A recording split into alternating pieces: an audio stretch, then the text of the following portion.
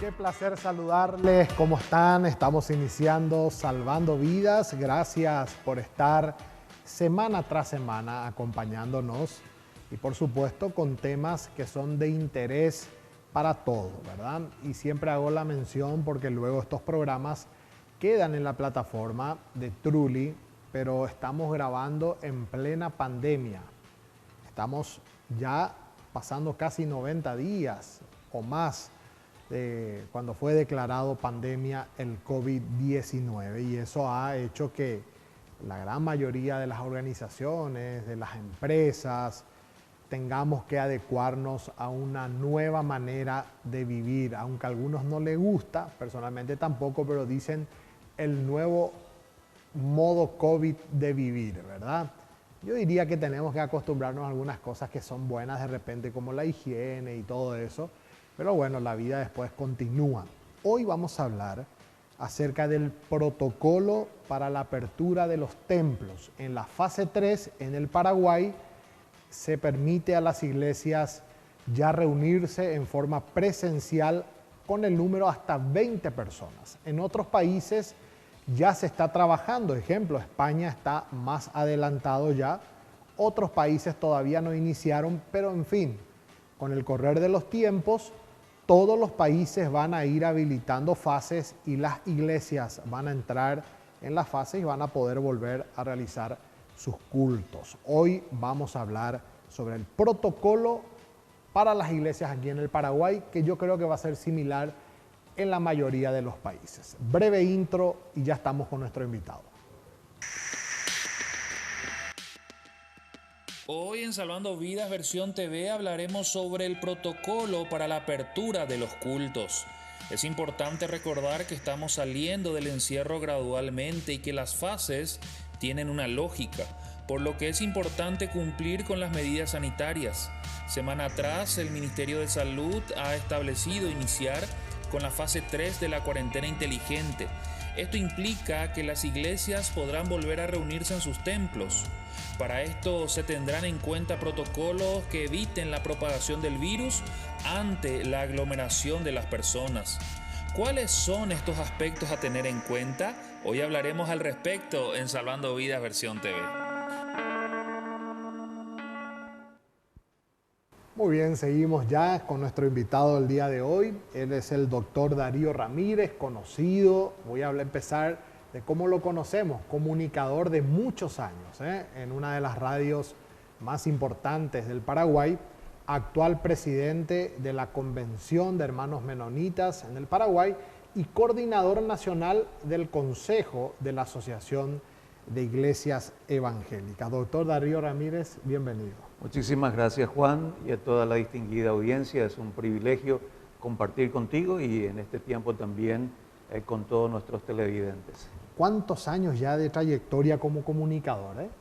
Bueno, son como 21, 22 años, ¿verdad? Que estamos compartiendo y esto que estás haciendo, que también en lo personal amo bastante, ¿verdad? Me apasiona, que a veces por la limitación del tiempo es lo que no me estoy dedicando mucho a ello.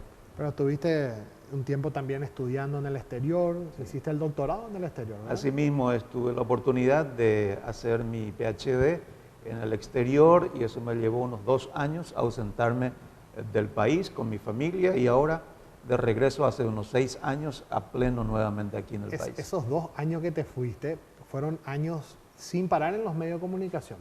Antes de ir a estudiar, ¿verdad? Sí. Entonces se quedó ese vacío en el... Y bueno, cuando eso fueron 18 años. 18 años en la radio, unos 4 años en el canal y ahí hicimos una pequeña pausa, 2 años y después volvimos a retornar nuevamente.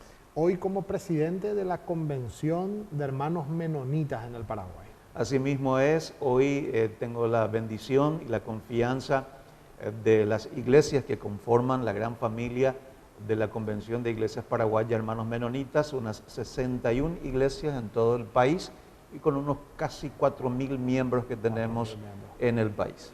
Y también hoy representando a la Asociación de Iglesias Evangélicas como coordinador del Consejo, ¿verdad? Asimismo es, la ASIEP tiene un comité ejecutivo cuyo presidente es el pastor Santiago Maldonado y encima está el Consejo Nacional Evangélico, y ese Consejo Nacional Evangélico está integrado por todos los presidentes denominacionales. Entonces, de ese grupo soy coordinador actualmente. Qué bueno, Pastor Darío, queríamos hablar contigo.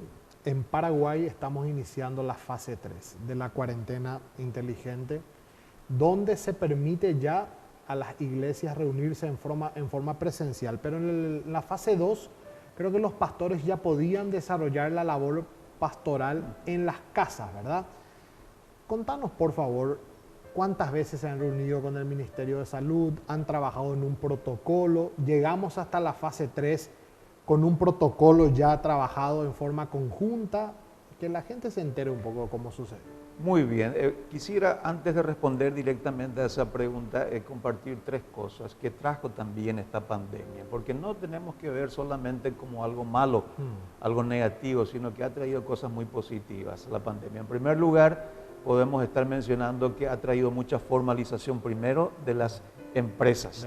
Y yo creo que en mucha forma también ha sido para las iglesias y para los pastores. Es decir, si hoy los pastores quieren salir a hacer alguna visita en forma oficial, necesariamente tienen que mostrar una credencial o un carnet. ¿Y la credencial quién la da? ¿La denominación? La denominación. ¿Y el viceministerio también, de culto? El viceministerio de culto, ¿verdad?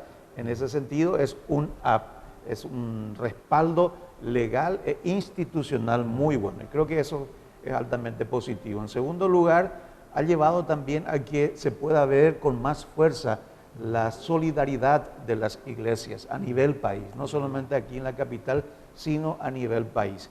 Y bueno, en tercer lugar, esto ha hecho que el Ministerio de Salud Pública, en este caso el gobierno, haya pedido que la Iglesia Evangélica también participe en la mesa de negociación, podríamos decir, para tratar de trabajar juntos un protocolo. Eso nos ha llevado unas 4 reuniones con la gente del Ministerio de Salud, con los técnicos del Ministerio de Salud y también con los representantes de la Iglesia Católica y también de la Iglesia Evangélica. En la fase 1 la Iglesia no figuraba. En realidad ninguna de las fases figuraba en principio. ¿Verdad? Creo que se habrán olvidado, tratando de ser bueno, pero tratando de ser un poco crítico, fue una cuestión ya planificada. No obstante, Dios tiene el poder y el control y cambia toda situación en ese sentido. Y después, por la presión que hemos tenido y por la convocatoria para el diálogo, eso se ha abierto y ya a partir de la fase 2 se ha considerado y se ha incluido. Inclusive tenemos una nota del ministro de Salud Pública que ha enviado a la ASIEP también, reconociendo la labor y de una u otra manera pidiendo disculpas también de que en todo ese proceso no se le haya tenido en cuenta a la Iglesia. ¿La Asociación de Iglesias ha presentado algún protocolo? Efectivamente, Juan, y ahí tenemos que reconocer de que este protocolo que hoy está para las iglesias no es precisamente algo que ha surgido intrínsecamente del ministerio, sino fue un conjunto, ¿verdad?, en gran medida también de la experiencia de muchos de los médicos católicos, cristianos que han dado su aporte, también algunos materiales que en lo personal has compartido con nosotros y que ha sido de mucha bendición, y después también otros protocolos que han servido en otros países con instituciones que no precisamente eran iglesias, pero que ayudaron. Todo eso nosotros pusimos a disposición, hemos hecho un preborrador y después hemos hecho un borrador, y eso lo hemos compartido, lo hemos analizado, y finalmente tenemos que decir que fueron la gente del ministerio las que han tomado, o los que han tomado la decisión, por ejemplo, de pasar en la tercera fase recién ahora, la decisión de que las iglesias o los templos se vuelvan a reabrir, y también la capacidad, porque en principio nuestra propuesta con fundamento crítico, con fundamento científico, con argumentaciones, era que en esta fase 3 las iglesias se abran de acuerdo a la capacidad del templo, no por número de personas, sino de acuerdo a la capacidad del templo, porque hay templos que son muy grandes y que pueden albergar más personas. Entonces, de acuerdo a eso, teniendo en cuenta el distanciamiento de 1,5 metros a 2 metros de cada punto, entonces, lastimosamente, la gente del ministerio optó por 20, han tenido sus argumentos, nosotros no hemos recibido todavía hasta hoy una respuesta en cuanto a la explicación, pero estamos agradecidos, ¿verdad? Estamos agradecidos por la oportunidad y porque también es un tiempo muy oportuno y muy necesario que la gente vuelva otra vez a tener este contacto entre sí, no cercano, pero por lo menos presencial.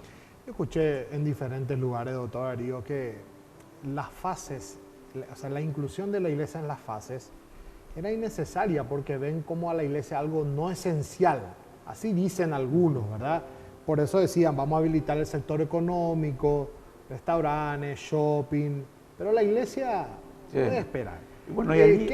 ¿Qué dice el representante de las iglesias evangélicas, usted, doctor Darío Ramírez? ¿Es esencial las iglesias? Bueno, respondo en 2 puntos. La primera, un poco lo que se ha criticado bastante es, las iglesias quieren volver para recaudar. ¿Te acuerdas que se viralizaba y todas esas cosas, verdad? A veces esos comentarios, que son respetables también, a veces son por una fuente de ignorancia, ¿verdad? Porque no saben que hay iglesias que tienen que pagar el salario a tanta gente, que tiene funcionarios trabajando, ¿verdad? En mi caso, tengo aproximadamente entre 30 y 35 personas que tenemos que conseguir el salario para ellos, ¿verdad? Nosotros no tenemos una subvención del Estado, las iglesias evangélicas no la tienen, entonces tienen que generar también sus propios recursos. Y estamos en un país, en un libre mercado, una libre competencia, en que la forma en que se pueda recaudar, toda vez que sea honesta, clara, transparente y legal, entonces no hay problema. Entonces nosotros veíamos que eso era un poco una crítica infundada en ese sentido. Por el otro lado, la necesidad de que la iglesia vuelva a abrirse. En este caso, si miramos tan solo un dato, Juan, un dato muy importante de la Fiscalía General de la Nación, donde se desarrollan las denuncias que se hacen por violencia intrafamiliar. No estoy hablando de violencia sexual, sino intrafamiliar. En relación al mismo mes o los mismos meses del año pasado, con relación a este año, en el tiempo de pandemia, en los primeros 60 días se ha triplicado las denuncias. Son por teléfono. ¿Y cuántas las que no se registran? ¿Verdad? Entonces, la iglesia, los hermanos, los pastores han sido en primer lugar un punto de contención de primera línea en esa parte, por las llamadas telefónicas, por los contactos. Nosotros hemos tenido en una de nuestras emisoras gente que ha trabajado unas casi 10 horas al día atendiendo a las personas vía WhatsApp, haciendo contención, y se han evitado, ¿verdad?, la pérdida de vidas o el suicidio en muchos casos, que ha sido tremendamente favorable. Sin dejar de mencionar, Juan, el otro punto, que es la contención no solamente espiritual, sino que también la contención social a través de la asistencia en víveres, en ollas populares. Y bueno, no quisiera ahondar mucho en eso porque claramente eso está a disposición de todos nuestros televidentes que puedan acceder a esa información. Yo decía también la contención en las cárceles. Fue clave el trabajo de la iglesia con sus capellanías, porque las cárceles, al no recibir las visitas, es una bomba de tiempo también, ¿verdad? No me imagino lo que ha de ser esos lugares, ¿verdad? Pero por lo menos lo que he escuchado y lo que he visto, porque tengo amigos capellanes también que están trabajando, que los propios capellanes a veces tenían miedo de ir a hacer su función en forma muy especial, porque el ambiente era muy caldeado, ¿verdad? Para los internos, no recibir la visita de la gente era algo, pero fuertísimo, mucho más de lo que nosotros experimentábamos. En nuestro encierro en casa, para ellos era algo muy fuerte. Claro, y ellos viven de la semana, de la visita de los padres, de los amigos, de repente.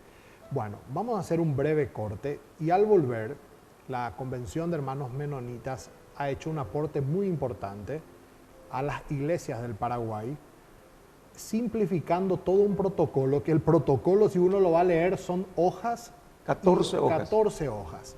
Pero ellos han elaborado un video que me encantaría que todas las iglesias lo tengan y lo pasen en sus cultos, los que van a empezar los cultos.